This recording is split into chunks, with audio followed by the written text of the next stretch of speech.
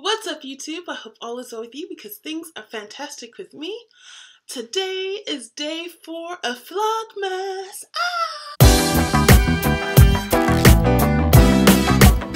So today is Friday, and Friday I have decided to do Facebook Friday. The reason why I wanted to do Facebook Friday is, well, basically, Facebook is a huge part of my life. I don't like to admit it, but I mean, I've been on Facebook for over a decade, and it's become like this time capsule for me on the internet. And so I would like to kind of just share a few things that has happened to me on the way on Facebook, and just life stories, funny stories, fun activities, and all that kind of jazz. I've got some really embarrassing stories about what's happened to me with Facebook. I've gotten myself in trouble a few times. Today we're going to talk about how I got around to hearing about Facebook and how I got started on Facebook. I can't remember the year that I started Facebook. I just know it was like my junior year of college.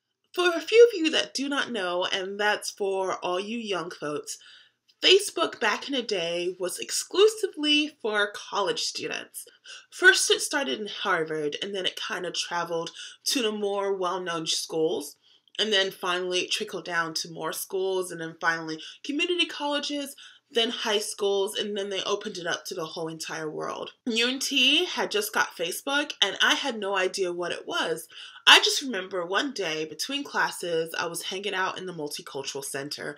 It was a place that I go often because there was a lot of cool people there and a lot of people to talk to and have fun. One of my friends named Adrian, what's up Adrian, he came past me and he was just like, "Girl, are you on Facebook?" I was like, "No, I'm not on Facebook." He was like, "Girl, you need to get on Facebook." And I was like, "Okay." So he led me to a computer and then he showed me how to sign up for Facebook. And then he was like, "Okay, now that you're on Facebook, I need you to add me as a friend."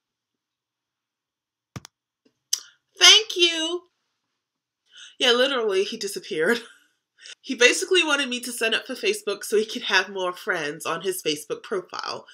And I just remembered I was just going to sit there for like a minute to look through what Facebook was.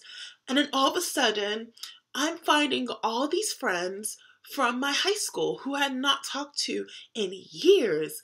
And I started adding them as friends.